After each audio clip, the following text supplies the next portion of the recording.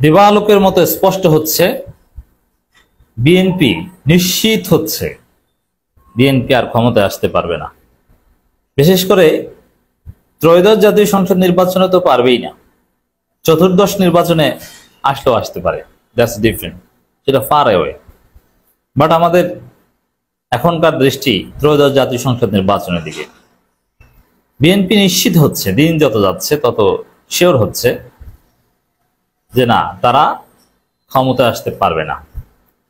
এখন আমার যেটা অবজারভেশন, যে ত্রয়োদশ জাতীয় সংসদ নির্বাচনে জামাত ইসলামী ক্ষমতা আসবে, কিন্তু চতুর্দশ জাতীয় সংসদ নির্বাচনে আবার বিএনপি ক্ষমতা আসবে, যদি বিএনপি বড় কোনো ভুল না করে।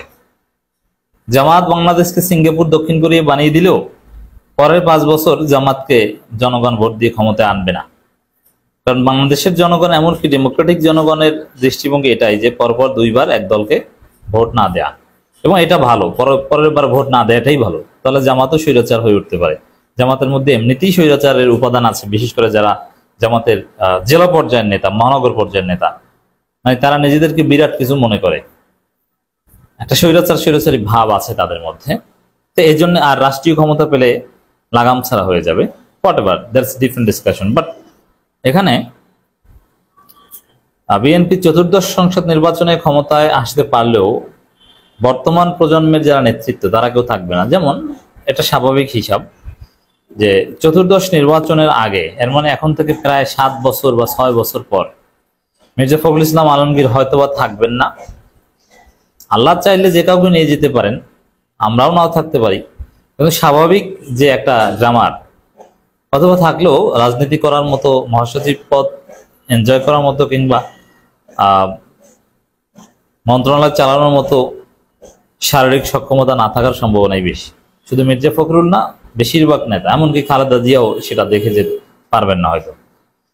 খালেদা জিয়ার জন্য ভালো হতো যদি ত্রয়োদশ জাতীয় সংসদ নির্বাচনে বিএনপি ক্ষমতায় দেখে তিনি যেতে পারতেন, কিন্তু বিএনপি যখন ক্ষমতায় আসবে তখন হয়তোবা তিনি সেটা দেখে যেতে পারবেন না। তো দর্শক, বিএনপি স্পষ্ট হচ্ছে যে ক্ষমতায় আসতে পারবে না, বরং আগের চাইতে আরো বেশি কঠিন পরিস্থিতি পড়লো। মির্জা ফখরুলের বক্তব্যে তার স্পষ্ট প্রমাণ পাওয়া যায়। নির্বাচন নিয়ে গভীর ষড়যন্ত্র চলছে, সজাগ থাকুন। দেখেন, একটা সহজ হিসাব, যে দলের কনফিডেন্স আছে যে তারা নির্বাচনে জিতবে, এটা সব ক্ষেত্রে, যে দলের কনফিডেন্স আছে তারা ক্ষমতায় আসবে, যার কনফিডেন্স আছে যে না, তুমুল জনসমর্থন তাদের উপর আছে, তারা কখনো ষড়যন্ত্র তত্ত্ব বলে না। ষড়যন্ত্র বিজয়ীদের বিরুদ্ধে হয় না, ষড়যন্ত্র হয় পরাজিতদের বিরুদ্ধে। জামাতের ক্ষেত্রে সেম। সাপোজ জামাত যদি এখন নিশ্চিত হয় বা জনসমর্থন যদি ঘুরে যায় যে না, জামাতকে জনগণ ভোট দিবে না, ভোট জনগণ, সাপোজ এরকম হলো যে এখন জনমত জামাতের প্রতি, কিন্তু যে কারণে হোক না কেন তারেক রহমান দেশে আসলো, খালেদা জিয়া মাঠে নামলো, তারপরে জনমত ঘুরে বিএনপির দিকে চলে গেল, ফেয়ার ইলেকশনে বিএনপি ক্ষমতা আসার একটা পরিবেশ তৈরি হলো, তখন দেখবেন বিএনপি আর কোনো ষড়যন্ত্রের কথা বলবে না, যে সব ঠিকঠাক আছে। তখন জামাত বলবে ষড়যন্ত্রের কথা, হয়তোবা আমরাও তখন ষড়যন্ত্রের কথা বলবো। এটা একটা রাজনীতির গ্রামার। রাজনীতি বুঝতে হলে আপনাকে এরকম কিছু বেসিক বুঝতে হবে। যেমন ডাকসু নির্বাচনে, জাকসু নির্বাচনে সকালে শিবির কিছু ষড়যন্ত্র তত্ত্ব প্রচার করেছে, কিন্তু শিবির যখনই দেখলো যে না, শিক্ষার্থী বুথ ফেরত জরিপ বা অবজারভেশন, যে শিবিরকে ভোট দিচ্ছে, শিবির বিপুল ভোটে জিতবে, তখন শিবির নির্বাচনকে পুরোপুরি ফেয়ার বলা শুরু করলো। বাংলাদেশের মানুষকে এত হুজুর ভাববেন না, তাতে যে দলই হোক না কেন। এবং ছাত্রদল ষড়যন্ত্র বলা শুরু করলো। তো এটা নিশ্চিত, যারা সাধারণ জনগণ, আমাদের দর্শক মন্ডলী, যারা রাজনীতির গতি প্রকৃতি বুঝতে চান, আপনি খেয়াল করবেন যে কারা কথায় কথায় বলে যে ষড়যন্ত্র চলছে, গভীর ষড়যন্ত্র চলছে। যারা গভীর ষড়যন্ত্রে চলছে এটা বলবে, বুঝবেন যে তারা পরাজিত। তারা পরাজিত হবে এটা বুঝতে পেরেই তারা ষড়যন্ত্রের কথা বলছে। আর আদৌ যদি ষড়যন্ত্র হয়ে থাকে, হ্যাঁ, ষড়যন্ত্রটা তাদের বিরুদ্ধে যাবে এবং ষড়যন্ত্রের কারণে ধরে নিলাম যে পরাজিত হবে, মানে তারা পরাজিত হবে, এটা জনগণের ভোটে হোক এই জন্য কথার কথা ষড়যন্ত্র প্রচার করুক ব্যর্থতা ঢাকার জন্য, অথবা প্রকৃতপক্ষেই ষড়যন্ত্র হোক, ষড়যন্ত্রটা হলেও তাদের বিরুদ্ধে হবে। সাপোজ ষড়যন্ত্র করে যদি জামাত ইসলামীকে ক্ষমতায় এনে দেওয়া হয়, তাহলে জামাত কখনোই বলবে না যে আমাদেরকে ষড়যন্ত্র করে ক্ষমতা এনে দেওয়া হয়েছে, এটা ঠিক হয়নি, এটা কখনোই বলবে না। তখন ওটাকে বলবে যে পরিবেশ পরিস্থিতি জামাতের পক্ষে কাজ করেছে। এইটা রাজনীতি। তাহলে এই যে মির্জা ফখরুল বলছেন, জামাত কিন্তু বলছে না, নির্বাচন নিয়ে গভীর ষড়যন্ত্র চলছে, 3 দেশ ষড়যন্ত্র করছে, অমুক তমুক, তারেক রহমানের কণ্ঠেও ষড়যন্ত্র চলছে, কঠিন পরিস্থিতি। এগুলো স্পষ্ট প্রমাণ যে বিএনপি ক্ষমতায় আসতে পারবে না। ক্ষমতায় আসার সম্ভাবনা যখনই তৈরি হয়, যেমন 13 জুনের পর 14 জন, 15 জন, 16 জন, পুরো জুন মাস জুড়ে বিএনপি ক্ষমতায় আসার সমূহ সম্ভাবনা ছিল। কারণ বিএনপির কথা অনুযায়ী ফেব্রুয়ারিতে নির্বাচন, আবার সংস্কারের চ্যাপ্টার ক্লোজ, মানে অন্যরকম একটা বিএনপিময় পরিবেশ ছিল।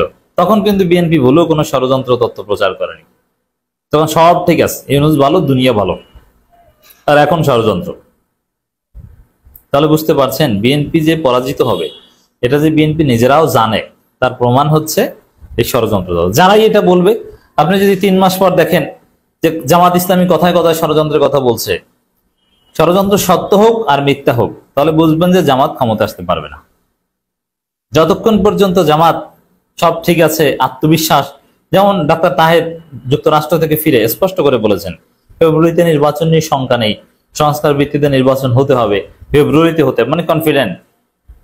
এর মানে ক্ষমতা আসবে এই বিষয়ে doctor Taher is very confident. কিন্তু মির্জা ফখরুল কনফিডেন্ট না, কনফিডেন্স নেই তার। সতর্ক থাকার আহ্বান জানিয়েছেন। জাতীয় নির্বাচনকে ভিন্ন খাতে পরিচালিত করার গভীর ষড়যন্ত্র বলে মন্তব্য করে দেশের শিক্ষক সমাজকে সজাগ থাকার আহ্বান জানিয়েছেন বিএনপি মহাসচিব মির্জা ফখরুল ইসলাম আলমগীর। ভিন্ন খাতে কি?